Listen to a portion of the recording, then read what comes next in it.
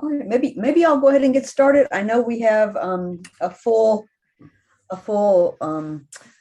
slate of comments today, so I don't want us to run out of time. Welcome everyone, and good morning or good afternoon, I guess, depending on where you are. I'm Kim Gunter, and I direct the core writing program, which contains our WAC-WID program at Fairfield University. And today we're going to tell you the story of our program, and we'll hand the comments off baton style. And so I'm going to start off today by talking about just the background of our local context as we started our new WAC-WID program that launched in 2019. So in case you don't know, Fairfield University is a private Jesuit institution that's located in Fairfield, Connecticut. We're about a 45-minute train ride from New York City. Traditionally, ours is a residential campus. We have about 5,500 students, and of those, probably about 80% are undergraduates.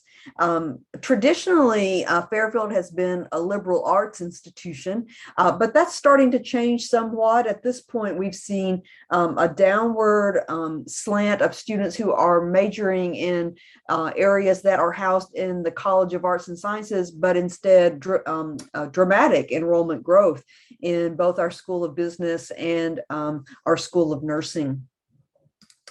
So core reform began in 2014 at Fairfield U, and I would love to say that the institution came to the decision to have core reform because it had been well over 40 years since the core had been revised, but that actually probably was not so much the incentive. The incentive really was that the core was a large core. It was a 60-hour core. And because our previous core served primarily a liberal arts institution, that had worked, but as we added schools of engineering and nursing and business, all with their own external accreditation, a 60-hour core was not functional because those students could not complete their degrees in the professional schools and a 60-hour core and graduate in a timely fashion. So what happened was that those students started to be excused from various requirements of the core, and the core became kind of a core in quotation marks, like not every student was taking the same core. So core reform happened, and probably no program on campus was more impacted by core reform than core writing was. Ours had been a 6-hour, 2-course, 1-year horizontal core writing program. Every student took Comp 1 in the fall, Comp 2 in the spring. And instead, it was going to shrink to only 1 3-hour course that students could take in either semester of their first year. And also a writing intensive program was to be developed where students would take 3 writing intensive classes. Now, everything I've just described happened when none of us who are talking today on this panel were even at Fairfield U, right? So what they needed was somebody who was going to do this work. So in 2017, I was recruited to Fairfield and had as my charge to develop this new first-year composition course, to develop this new so-called writing intensive program, and thankfully to hire 4 professors of the practice who were supposed to teach a 4-4 teaching load in the first year composition program. So starting in 2017, the first thing I did was to develop a new course, English 1001, Introduction to Rhetoric and Composition. I won't talk much about that here because some of my colleagues are going to talk more about that class. I will just say that I think lots of folks assumed that we were just going to squeeze together our old core two course sequence into one, and that's not what we did. The second thing that I did in that first year was to revise conceptions of this so-called writing intensive program. And some of the ways that I did that was I wanted to incorporate the language of WAC-WID so that we were using language from the field. The second thing, I wanted to add verticality to this program by insisting that any course on campus could be a WID course. Up until that time, the writing intensive courses could only be a core course because the core was housed in the College of Arts and Sciences. However, our enrollment was changing. We had engineering students and nursing students and business students And I wanted them to be able to take a writing in the disciplines course within their major. So we added verticality by moving outside the traditional core. The other thing, I just wanted to refocus discussions away from assigning writing to teaching writing. Some folks would say, well, this is nothing new. I already assign a ton of writing. And I would often find myself saying, okay, but how do you support that student writing in your classes? So that was a fundamental shift.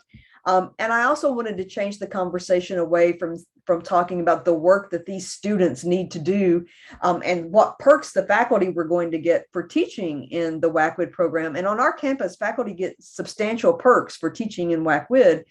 Instead, to talk about how can this new program benefit students, and then what kinds of professional development are faculty going to need to have a successful WAC or WID course. And then finally, we really wanted to intimately connect first-year composition to this new WAC-WID program. So on our campus, one of the more controversial things that happened in that first year was that first-year composition had a new role at Fairfield. Before, and you will see that this course, if our previous core had not been revised since the 70s, this sequence looks like it came from the 70s, right? And previously, our students in their first semester took expository writing, and that very deliberately articulated to writing about literature in the spring semester. And that course very deliberately articulated to the introductory literature courses that students would take. In our new course, however, we saw Introduction to Rhetoric and Composition as articulating to all WAC designated courses on campus, and also to our WID courses as well. So that was a pretty dramatic shift for us.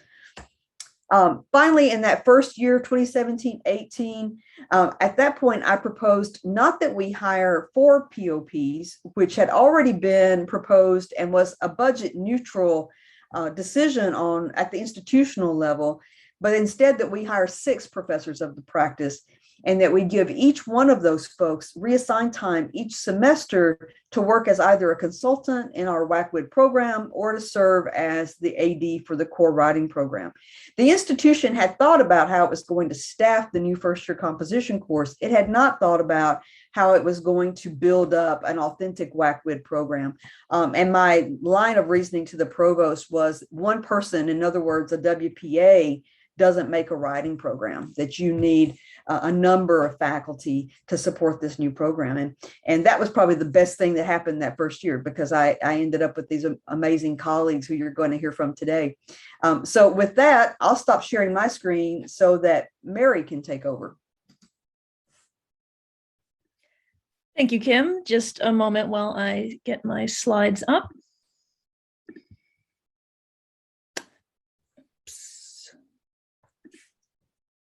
Just bear with me a moment here.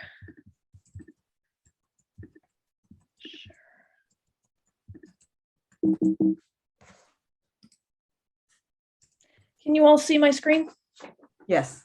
Great, thank you. Hello, everyone. My name is Mary Laughlin, and I am part of that second cohort of professors of the practice, or POPs as we're known, hired to help build the WAC-WID program as a consultant, and also to enact and shape the new vision of ENGL 1001 as an introduction to the discipline shaped by a writing about writing framework. I joined the team in the fall of 2019 with COVID hitting halfway through or midway through my second semester on campus. So back in the fall of 2019, when we originally proposed our panel, this was the outline of my contribution to our talk today, and much of that remains. To talk about specific ways our team had looked to build and strategically shape our campus writing culture, I want to speak to and briefly define the 2 frameworks that help us to do so, specifically threshold concepts and key terms, map the influences of threshold concepts and key term initiatives on the transformed first-year writing course ENGL 1001. And then I want to situate ENGL 1001 as the gateway element of campus writing culture, specifically by zooming in on the ways WAC-WID course learning outcomes can potentially extend the work of ENGL 1001 content. And then there's my my anchor visual for this page, both to represent the idea of key terms as conceptual anchors for content, and also because it's a nautical theme and it prompts me to reflect on my own origin story within this core writing team. Prior to 2019, I was on a tenure track line in a small liberal arts college in Missouri. And I remember seeing the posted job ad for the POP position and thinking, wow, that's a chance to join a multiple member writing team. And that seemed very special. And they're really speaking to my own key terms, mentioning right in the job ad, writing about writing, writing across the curriculum.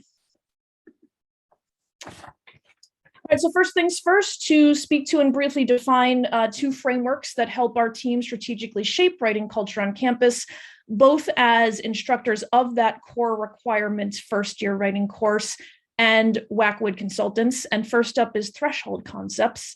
And we are drawing from Meyer and Land's definition of a troublesome portal crossing, a definition many of you are perhaps familiar with, and here it is. And again, I've highlighted, I think, the most striking elements of it, that idea of a portal. Threshold concepts are disciplinary. They're specific to specific discourse communities. They can be troublesome to learn, as you can see in the second highlighted passage, often because they conflict with pre-existing knowledge or understanding. And then a key takeaway, once you cross the threshold, it's transformative. There's no going back, so to speak. Many of you are familiar with the 2015 publication of Naming What We Know, Threshold Concepts of Writing Studies, which, as the title suggests, was this effort to make visible and public the disciplinary knowledge of the writing studies field. And that collection's umbrella meta concept is this: writing is an activity and a subject of study. And that's one I highlight purposefully here. It's a threshold concept I use often in that first year writing classroom as a way to introduce writing as a studied disciplinary subject, and also with colleagues across the discipline, sometimes for very similar reasons, to reinforce my classes as content classes, drawing from ongoing scholarly conversations. And I'll talk about the role of threshold concepts in shaping our campus writing culture through ENGL 1001 in just a second, after reviewing a second key term, key terms. And I would describe it this way: key terms map across a variety of spaces and roles we as first year writing and WAC/WID specialists move through and serve. So moving from the left to the right, in the classroom, key terms act as conceptual anchors, to again use language from Yancey et al. They can make our content visible in the classroom and ideally help facilitate transfer outside of it. So an example of a key term we're going to be looking at later, genre or rhetorical situation. Outside of the classroom, for the variety of writing stakeholders in our own rhetorical ecology, key terms like genre and rhetorical situation can operationalize threshold concepts and build consistency across our courses. And I do want to delineate a difference between key terms and threshold concepts like this. Key terms refer to a concept that's being used to make something visible. Threshold concepts make a claim, or as Tazak and Yancey describe it, threshold concepts builds claims from key terms. And then finally on the right, key terms have the potential to serve a role in building a common vocabulary for disciplinary conversations as appropriate and negotiated. And later on, Lindy is going to talk about a major vehicle for exploring collaboratively negotiated vocabulary via the WAC/WID Workshop Week. So here's how key terms and threshold concepts map into our ENGL 1001 class. And again, that's the first year writing core course that was transformed as a part of the new core curriculum rollout. So these are the 5 threshold concepts that ground all ENGL 1001 sections, going again to that idea of a threshold concept making claims from key terms. Writing is a process. Writing is inquiry-driven, writing is rhetorical, all writing is genre writing, and transfer is essential. And here is an outline of the ENGL 1001 student learning outcomes mapped to key terms. And I'll zoom in and take a closer look at one. So the threshold concept, writing is rhetorical. The student learning outcome has to do with rhetoric, highlighting that key term of rhetoric. And here's how it appears articulated in my syllabus. And this would be common language across ENGL 1001 sections. With that goal, students will demonstrate sophisticated rhetorical knowledge and the 3 associated outcomes. I do want to reiterate that the pedagogical treatment of key terms will differ across sections, but those 5 threshold concepts grounding the framework are consistent.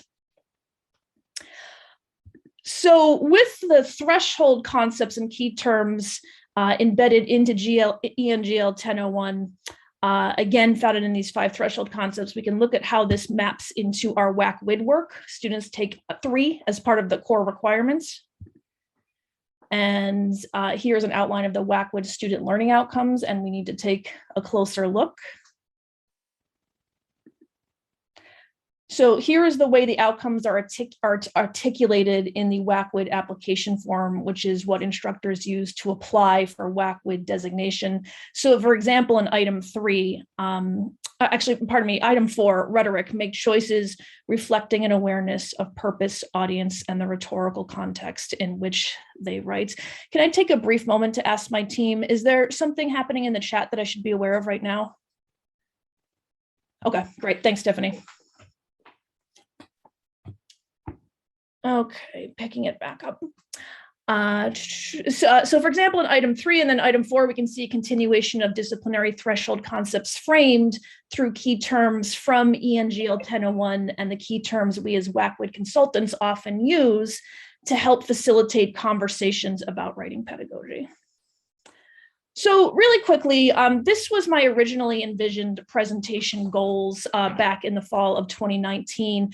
If I could go back and rework my original goals, knowing what I know now, I would more explicitly situate my work against a backdrop of extremes, one that can make for a very positive but also liminal professional experience. You know, on the one hand, we have what I would characterize as concrete success and growth and innovations, the WAC WID workshop week, for example.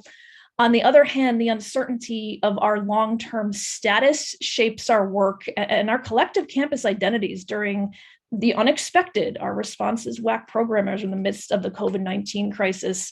And that uncertainty is an unignorable feature of our institutional identity. So I'm going to stop there. I'm going to pass it off to Lindy.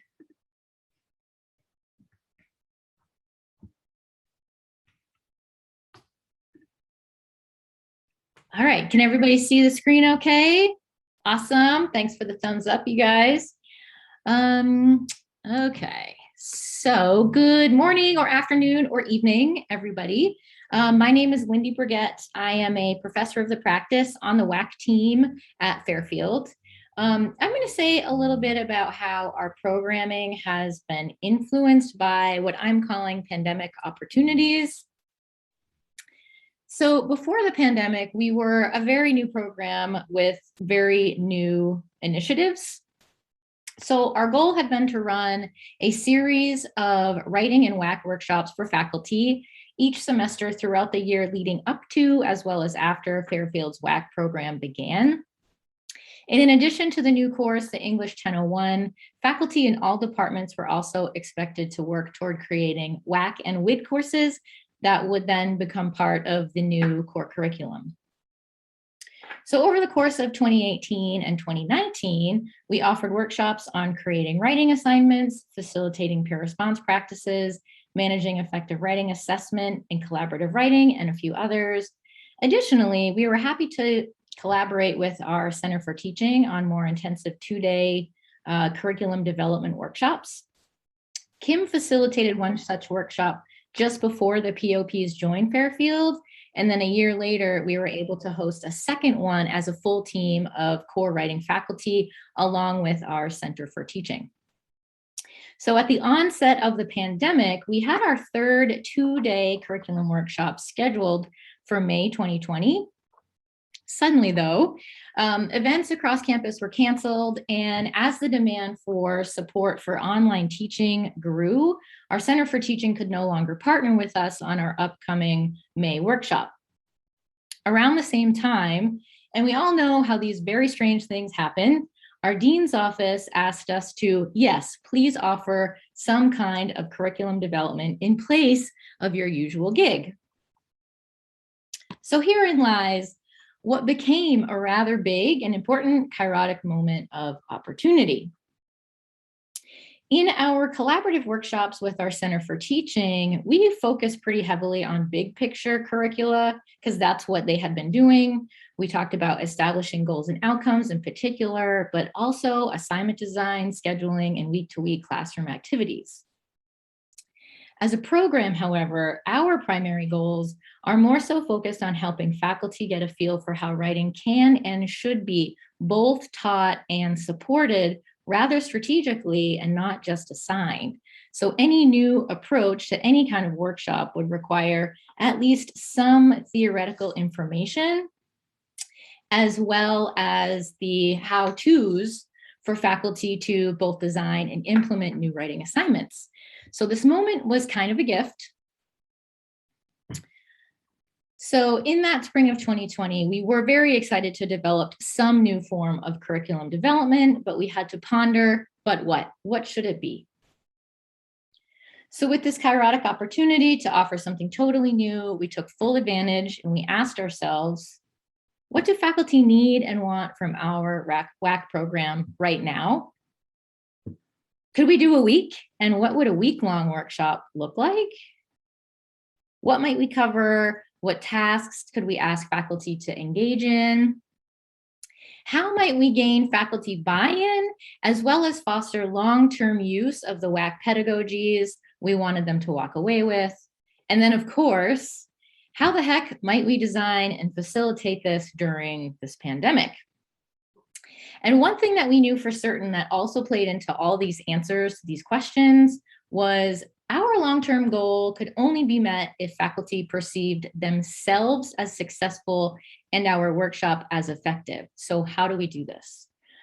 So answering these questions really played into how we came to brainstorm, propose, design, and implement our now annual WAC-WID workshop week.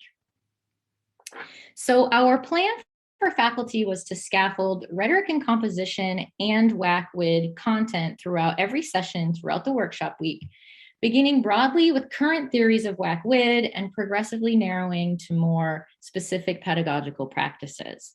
This included asking faculty to connect their own practical application of disciplinary writing to the needs of Fairfield's WAC requirements. So I wouldn't normally simplify it as much, but I am going to kind of outline what we did for the entire week on one slide because I want it all to be in one place for attendees. So in sessions throughout days 1 and 2, we focused on theory and practice related to rhetoric and composition and writing across the curriculum. And then we shifted to genre and disciplinarity, assignment sequencing and scaffolding, and ideas for low stakes writing to learn strategies that might then support high stakes writing to communicate genres. On days 3 and 4, we shifted to effective approaches to formative and summative feedback, effective peer response, teaching with tech tools, and managing the reading and grading load. And we offered 2 specific sessions related to the proposal process that must occur prior to faculty earning WAC course designation. Lastly, on day 5, we held a faculty showcase. We turned the focus over to faculty themselves in a session where they could showcase their new approaches to their courses, as well as any new goals they had for their WAC-WID teaching practices.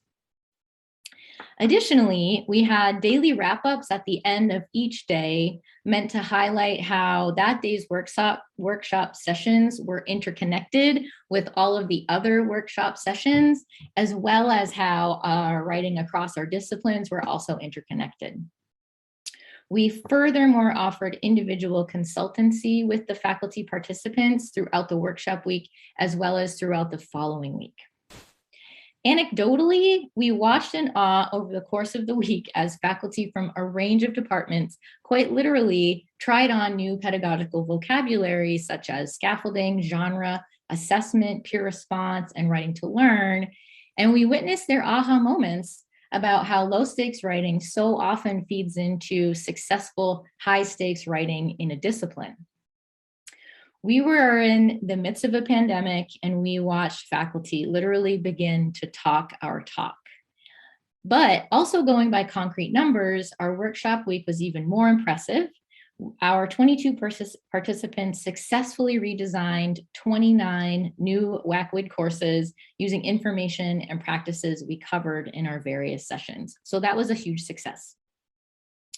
So this first WAC/WID workshop week also did quite a bit for our ethos across campus. So I'm going to sort of start my wrap up by just saying a little bit about what our second version this past year looked like. So this past June, we compressed our workshop week into 4 days versus 5 because of the Memorial Day holiday, but we were encouraged by a similarly successful result. After we review all course proposals from the workshop, which we have not reviewed all of them yet, we may have 20 or more new courses. And we also got some rather encouraging feedback.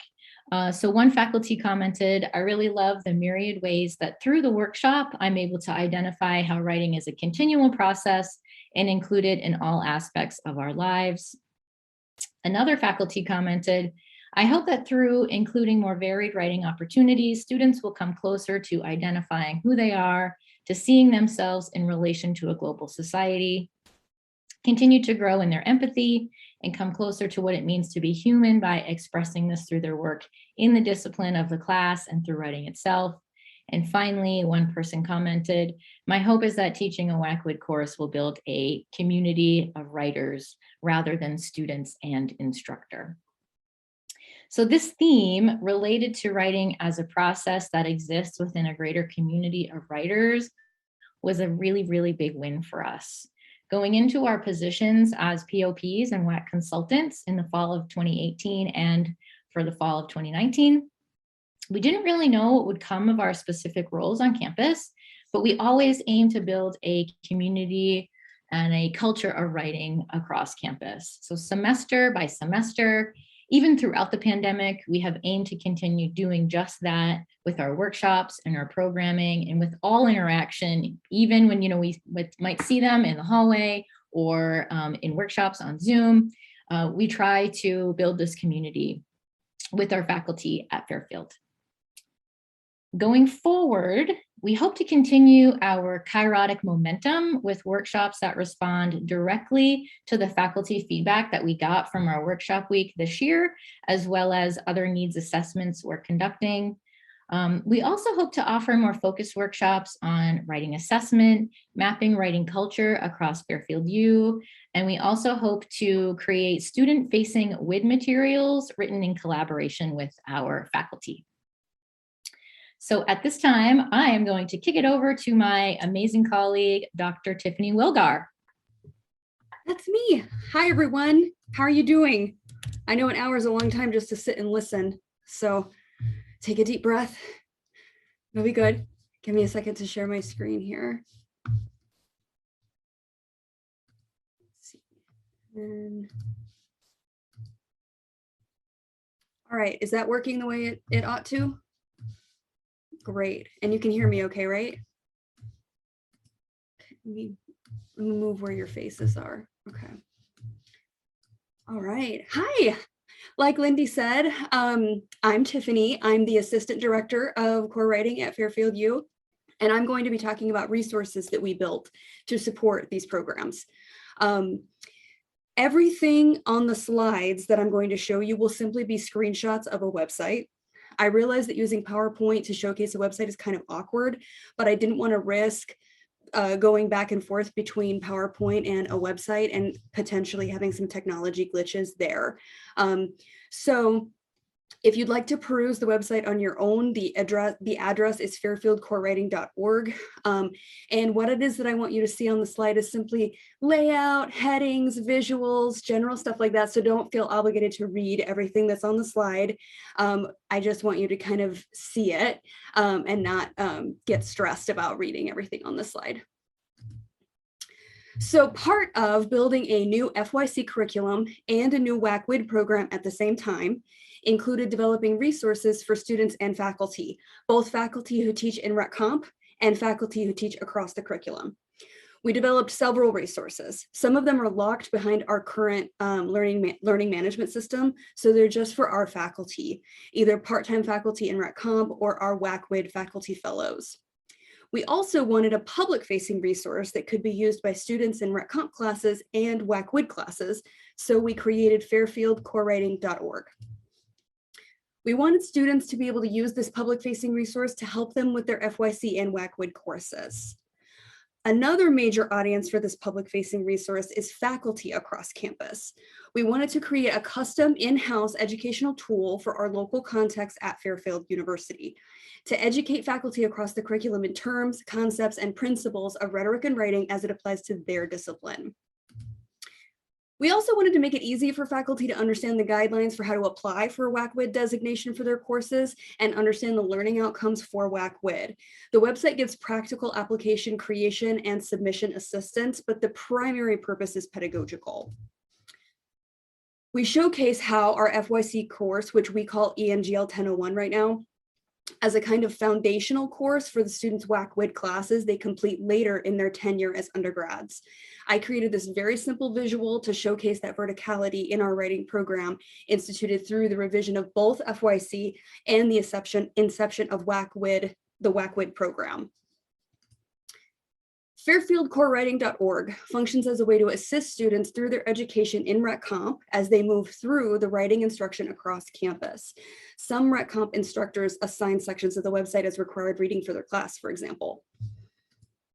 The website also functions really well as a teaching tool when talking with fellow faculty across various disciplines. So for example, when a faculty member asks about genre, because there is a learning outcome for WAC/WID related to genre and disciplinarity, we can lead them to this resource page created to help students and faculty understand what it is that we mean when we talk about genre. We also created this custom lexicon of key terms common in rhetoric and writing studies in attempt to create a stable use of language across campus. We sort of pitched this to faculty across disciplines as terms we use with students in our FYC courses. So if WAC faculty use the same terms, they can get to where they're going faster because students will have already heard and used the term / concept before. Not only does this facilitate transfer, it also helps build a culture of writing on campus where everyone's on the same page about what different writing-related terms mean. Another kind of difficult thing I tried to do when creating this website is that I wanted all of the different pieces to reference each other. And the lexicon is a good example of what I mean by that, and meaning like I was the most successful at doing this in the lexicon.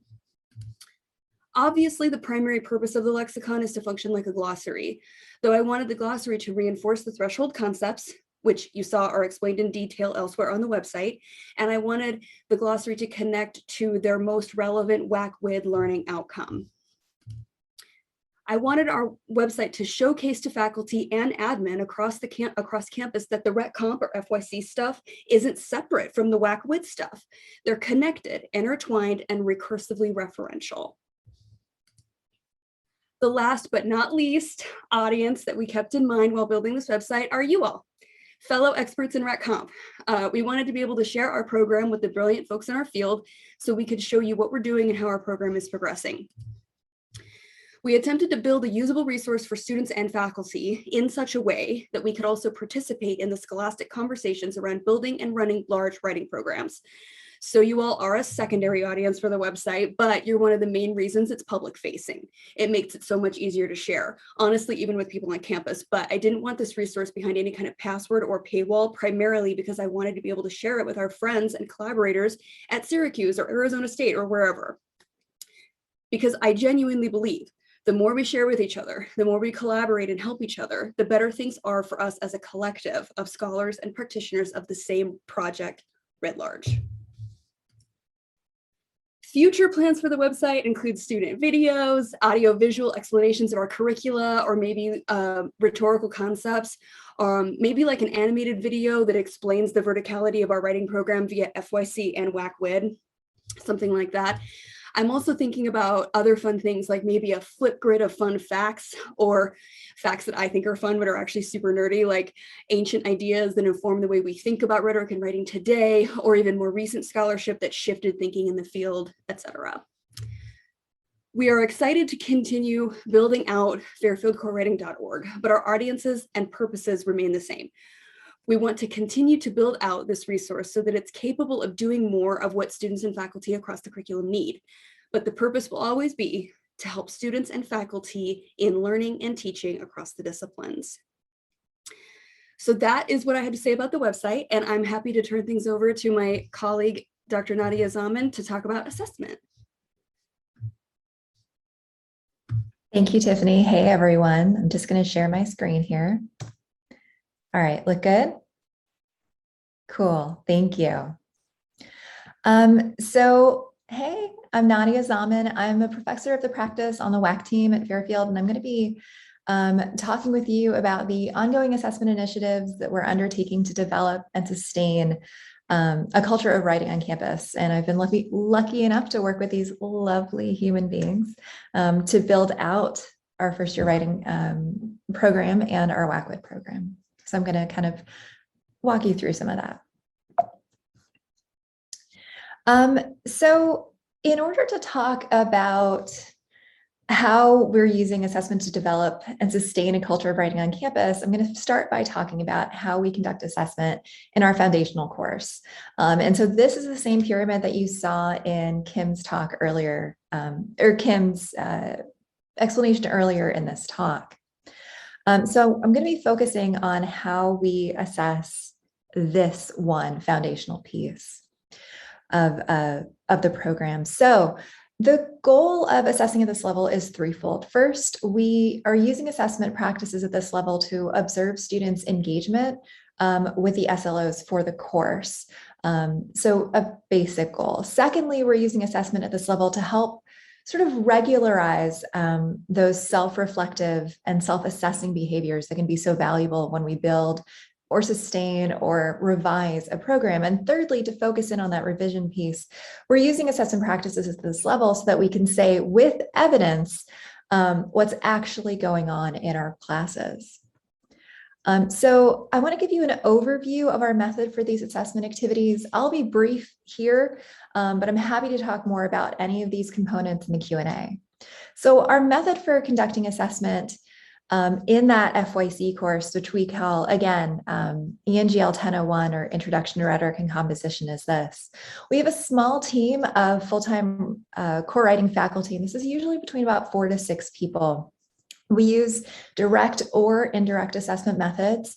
One of our direct assessment methods is that we'll randomly solicit randomly selected samples of students' culminating portfolios from each section of the FYC course. And one of the indirect methods that we've used is that we've looked at faculty artifacts from each section of this FYC course, this ENGL 1001. And those faculty artifacts include things like syllabi, major assignment handouts, and those major pieces of communication with students about how the course runs. We take the SLOs for the FYC course for our ENGL 1001 course. We take them singly or in pairs on an annual basis. And so in one year, we might be reading for the inquiry goal that MK spoke with you earlier about. In another year, we might be pairing process and transfer together.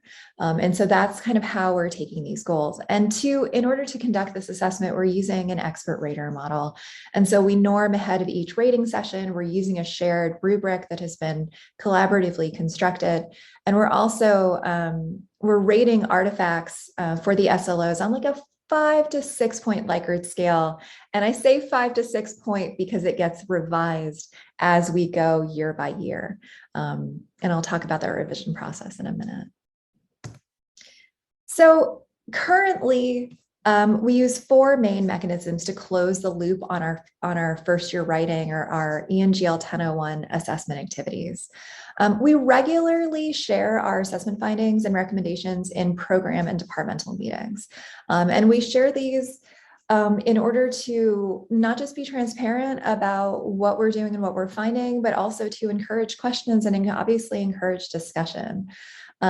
We also reinvest our assessment findings into the program by using our findings to inform our faculty development programming. So portions of our programming get informed by what we found in assessment the previous year. We also continue to, as I indicated earlier, we also continue to revise and refine our assessment tools. And when I say assessment tools, I'm including things like the shared rubric that we use. I'm including the kinds of artifacts that we choose to select. And even up to and including like our time frame and how and what kinds of digital platforms we use to support this work. And then we also regularly report our assessment findings out to external stakeholders, including our college dean. So we've been able to work with various bodies on campus to further close the loop on our assessment activities. And these bodies include our campus library, our campus writing center, and we've also been fortunate enough to work with our faculty development handbook committee and our Center for Teaching and Learning to support faculty's teaching of writing across the curriculum. So that's getting out to a broader audience, right? Ordinarily we're talking about our audience for sharing these findings is usually in our program, but these broader campus collaborations, some of them allow us to reach a broader audience. So I want to talk about how we see the ENGL 1001 assessment and SLO sort of articulating to this broader WAC/WID curriculum. So we imagine and we work for all of the SLOs in our foundational rhetoric and composition course to articulate holistically to all of the SLOs that guide the WAC/WID program. However, to be explicit here, I'm going to point out some of these connections, and I have explicit sort of bolded in my notes. So as you might imagine, we envision the process-related FYC SLO to relate directly to the response and revision WAC/WID SLO. So the WAC/WID SLO that's relating to response and revision. And so that's kind of a one-to-one, but again, we do imagine a holistic relationship. And what I'm doing here is pointing out this sort of explicit connections. As you might imagine, we connect the inquiry or the research related ENGL 1001 SLO to both of the WAC/WID SLOs that relate to inquiry and to attribution. We connect the rhetoric and the genre ENGL 1001 SLOs directly to the WAC/WID SLOs relating to rhetoric and genre and disciplinarity, respectively. And then as the SLO that sort of underwrites it all, we talk about the transfer related content of ENGL 1001 as being inherent and ubiquitous throughout what we hope happens in WAC/WID courses. So I'm just going to look ahead for a second here. So looking ahead, we have two main hopes for sustainable assessment activities that further develop and sustain a culture of writing on our campus. And the first avenue for that sustainable future assessment activities is in the first year composition program. And that is through an annual assessment institute. We envision this assessment institute as being comprised of both full-time and part-time faculty members from the core writing program. And so we're kind of looking for a broader, more horizontal approach to participation, and thus to being able to sort of reinvest these, the precepts and the philosophies and orientations toward teaching and towards assessment back into the program. We envision this annual assessment institute as enabling us to expand our direct and indirect assessment methods. And so in terms of direct assessment methods, we envision things like a shared prompt or a shared assignment in the first year writing course. We also, envision the possibility of pre and post test assessments with students, writings. The larger expansion happens in the indirect methods of assessment. And these could include things like faculty or student reflections, that are written reflections. They might include focus groups. They could include student surveys. They could include rounds of interviews. We imagine this assessment institute, we hope for this assessment institute to involve largely collaborative data analysis and the making of recommendations. Again, sort of reinforcing and reinvesting in the writing program writ large. And then finally, we hope for one of the things that come out of the annual assessment institute to be annual cycles of co-led faculty professional development in the program. The second broader avenue for sustainable future assessment activities is in the WAC-WID program, and that is a WAC-WID assessment team.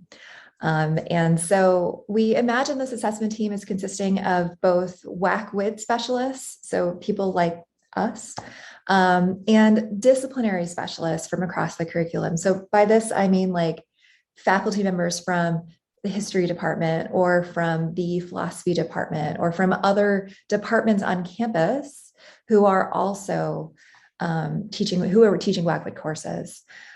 We imagine, or we hope for the WAC-WID assessment team to be able to conduct assessment on a cycle throughout the year, throughout the years. We imagine this annual assessment cycle to involve, oh gosh, I'm so sorry, to involve indirect and direct methods for rating the WAC-WID SLOs. And we also envision a cycle similarly to a component in the Annual Assessment Institute. For the WAC-WID assessment team in the WAC-WID program, we envision an annual cycle of 3 professional development workshops to close the loop on the previous year's SLO, the second workshop to support the current year's SLO, the SLO that the WAC-WID team is looking at in the current year, and the third and final workshop to lay the foundation for the SLO that's going to be looked at in the following year. So now I'm going to hand it back over to Kim Gunter, and she's going to wrap it up and bring us home.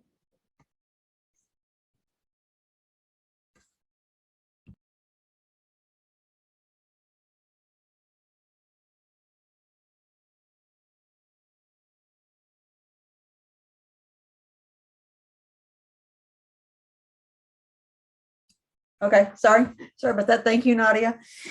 You think after 18 months I would have that down. So we have about 12 minutes left, and so I'm gonna even shrink down this a little bit more than even what I wanted to say, because I want to make sure we have time for at least a few questions. We'll also share our slides via the Whova app. And please feel free to contact any of us after this session too, if you'd like to continue the conversation. So I'm going to talk about opportunities and challenges. Some days we feel like this, right? Some days we feel like, yay, we're on top of the mountain. And partially we're excited about the new curriculum, which you've heard a great deal about. Also, we're excited about some staffing changes. When I arrived at Fairfield in 2017-18, only 7.7% of our first year composition sections were taught by full-time Rec Comp PhDs. And last year, that number dramatically shifted to 72.9%, right? And if there's anything that I am most proud of, that's it. I know that our students are getting sort of the most contemporary experience of first year composition by folks with the terminal degree that they can. Other things that we're working on, in part due to the changing culture of writing on campus, our course caps in first year composition are going down. We're at 17 this year, and having worked at only public institutions before I came to Fairfield, I know how lucky we are to be able to say that, but we expect to get down to 15 in the next couple of years. Within WAC-WID, about a quarter of our full-time faculty have now participated in at least one multi-day experience with WAC-WID. So not like a one-off brown bag 1 hour experience, but a course design institute, for example.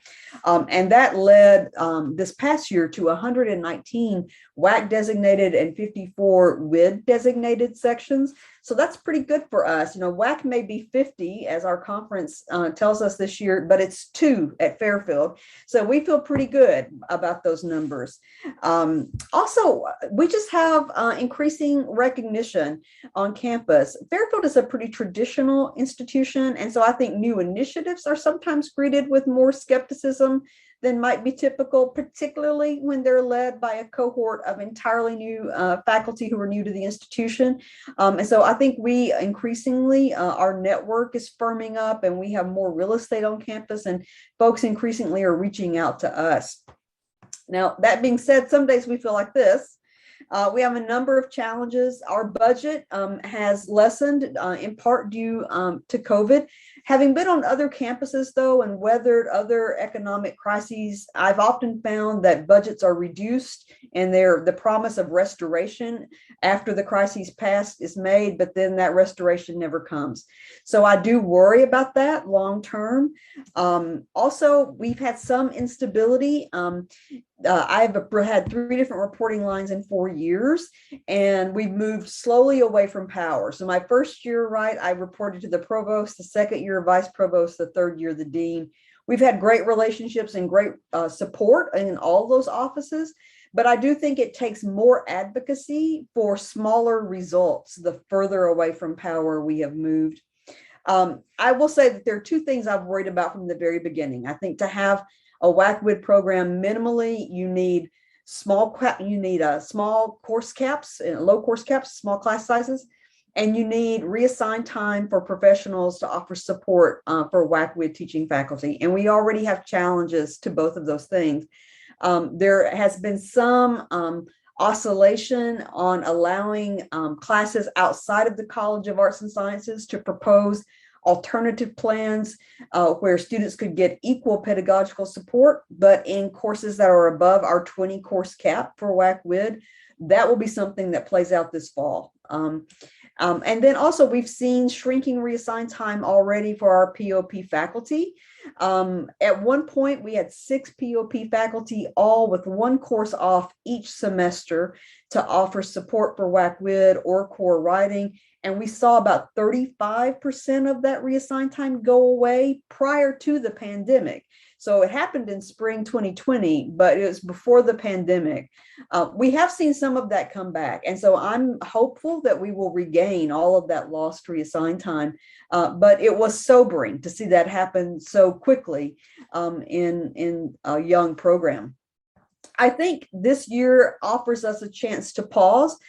We've been really following university mandates to get as many faculty up to speed on WAC-WID as possible and as quickly. And we've done a great job at that. But I think it's time for us to pause and engage in questions and be more proactive. So questions like, how do we have a sustainable program that not only thrives in contemporary moment, but is still thriving long after all of us have cycled out of this program?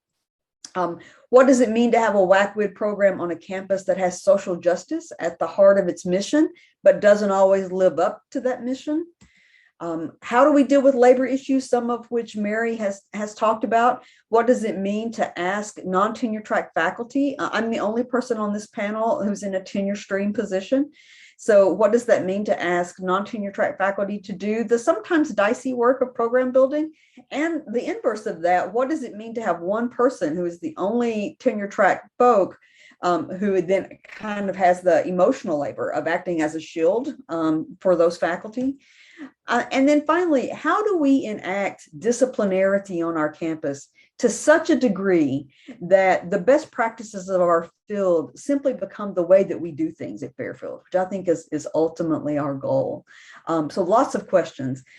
You'll see on our slides our works cited list, but I also just want to stop sharing so we can see each other and give you an opportunity to ask questions or to offer experiences from your own programs.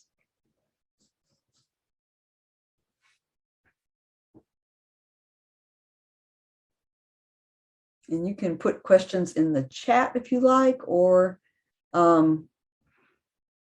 just unmute yourselves.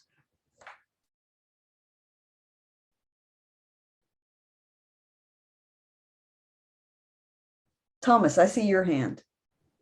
Yeah, I'll go ahead and ask a question. I think maybe this would be directed toward Tiffany, but probably everybody could answer.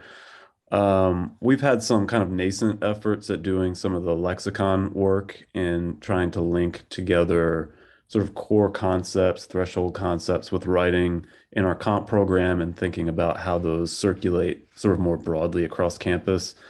And we have an eye towards sort of doing some of the work that you were describing, linking those words, the language with SLOs, with faculty development, all of that. I mean, I'll just say first off, I find your work very inspiring. But in doing some of the informal, just talking with disciplinary faculty, there's like almost immediate pushback to some of that language, right? Like the term rhetoric that's so central to yours, like faculty are like, don't use that word. I don't want to hear that word. Exigence is another one that's just kind of complicated. So I'm kind of curious how sort of the reception of your lexicon has gone in some of this broader work, how you might have thought about adapting some of that language, and how you did actually, how the uptake of those terms has gone with the disciplinary faculty.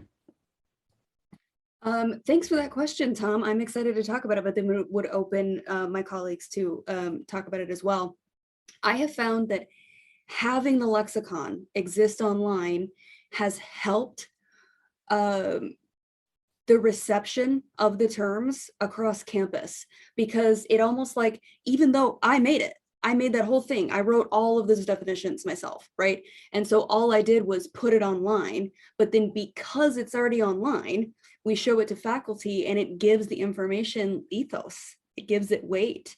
And then so because it already exists in this local context, faculty receive the information better. And so I in my experience, I get less pushback on terms like rhetoric or exigence or the terms that are in the lexicon, because I can point to them and be like, look, they're on our lexicon. And then faculty go like, oh, okay. Like, okay, it makes it seem like a thing that's more set. And so that's my experience, is the website kind of helps with that.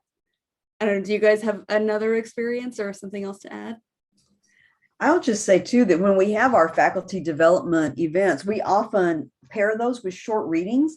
So if we have a naming what you know reading that we pair with referring faculty to the lexicon, and they're both talking about genre, for instance, I think that also they sort of echo one another. I will say this: in our first WAC/WID workshop week, we had tremendous pushback on the word genre. And I kind of had two responses to that. On the one hand, I thought, well, you don't have to call it a genre, but that's what it is. I mean, that was sort of my response. Like, okay, fine, don't call an executive summary a genre, but we're going to call it that. And then the other thing that we sort of have really tried to push is, it's sort of, I'm probably revealing more than I should, but it's like, we look at it as an AA meeting, right? Take what you need and leave the rest. And so if this part of what we're saying to you in this workshop isn't working, then fine, just leave that behind. And we have continuously invited faculty expertise in. I think that's disarmed some of that resistance. Actually, to that last point, I'm kind of curious, because another way in which we've thought about doing this is sort of the groundwork in the disciplines, kind of bringing that language. So I wonder if you've tried that, or if that's sort of that implied practice that you were just kind of getting to there, or thoughts on that.